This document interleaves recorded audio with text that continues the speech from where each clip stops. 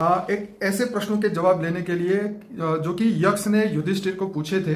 अब हम आपसे एक लाइन में टू द पॉइंट, एक लाइन में एक वाक्य में आपसे जवाब जानना चाहेंगे, क्योंकि युधिष्ठिर के जवाब थे उस समय के लिए ठीक थे, लेकिन आज थोड़ा जमाना बदल चुका है।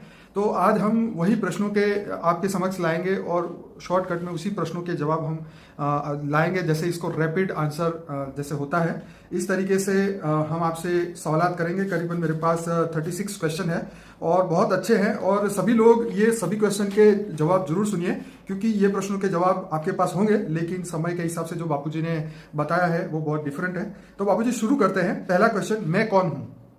मैं आत्मा हूं। ओके। जीवन का उद्देश्य क्या है? जीवन का लक्ष्य ऑलमाइटी को पाना है। ओके। जन्म का कारण क्या है? जन्म मरण का चक्कर में आना, माना कर्मों की मकड़ी की जाल में फंसना। नहीं, जन्म का कारण क्या होगा? हाँ, जन्म का कारण, जन्म और मरण दोनों होता है ना। ठीक है। जन्म, केवल जन्म तो अकेला नहीं होता ना। ठीक है। जन्म और मरण के चक्कर में आना, कर्मों के चक्कर में फंसना। ओके। जन्म मरण से मुक्त कौन है? जन्म मरण से मुक्त जो ज्ञान स्वरूप बनता है, ऊपर के लोकों में चला जाता है, वो जन्म मरण के चक्रों में नहीं होता। संसार में दुख क्यों है? संसार में दुख अपने कर्मों के हिसाब किताब से आत्मा दुख पाती है। ईश्वर ने दुख की रचना क्यों की? ईश्वर ने दुख की रचना नहीं की। ईश्वर ने तो बहुत अच्छा ब्रह्मांड बनाया था, Okay. मगर वही ब्रह्मांड में जो रचना रत्ते रत्ते रत्ते गिर गए तो मनुष्य बन गए। मनुष्य ने अपने पाप के कारण ही सुख दुख भोगते हैं। क्या ईश्वर है? ईश्वर है, तुम हो, ब्रह्मांड है, ठीक है। महाब्रह्मांड है, गैलेक्सी है, यूनिवर्स है, मल्टीवर्स है, इसका प्रूफ है ईश्वर है। क्या रूप है उनका? क्या वो स्त्री है या पुरुष है? अलग अलग टाइप के अलग अलग ब्रह्मांड है, तो वो निराकार भी है। ओके।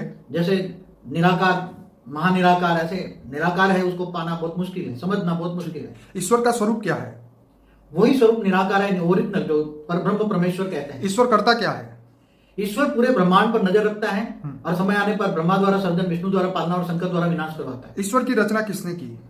ईश्वर की रचना जैसे शिव की रचना महाशिव ने की, महाशिव की रचना परमाशिव ने, ऐसे बहुत ऊंचे से ऊंचे जाओ तो ऑलमाइटी ने की। तो ऑलमाइटी की रचना किसने की? ऑलमाइटी स्वयंभू है, उसकी कोई रचना नहीं कर सकता। भाग्य क्या है? भाग्य कर्मों का हिसाब किताब से भाग्य बनता है। सुख और शांति का रहस्य क्या है? सुख और शांति पाना है तो नष्टो महास्मृति लगता और आत्मस्वरूप में स्थित हो जाओ। चित्त पर नियंत्रण कैसे संभव है? मन पर नियंत्रण पाने के लिए आत्मस्वरूप बनना पड़ता है। सच्चा प्रेम क्या है? सच्चा प्रेम सारी दुनिया को करो, सारी दुनिया के कल्याण के लिए भावना रखो, ये सच्चा प्यार है। मनुष्य सभी से प्रेम क्यों नहीं करता? मनुष्य अज्ञानी है, इसलिए मायावश है। आसक्ति क्या है? आसक्ति माना माया, माया जो फंसी पड़ी है माया में, वही आसक्ति। बुद्धिमान कौन है? जो ऑलमाइटी को जानता है वो बुद्धिमान है। नशा क्या है? नशा माना माया का नशा है। चोर कौन है? जो माया के वश होकर काम, क्रोध, लोभ, मोह, अहंकार में फंसे हैं, वही चोर है। जागते हुए भी सोया कौन है? जो विकारों में फंसा हुआ है और दूसरों को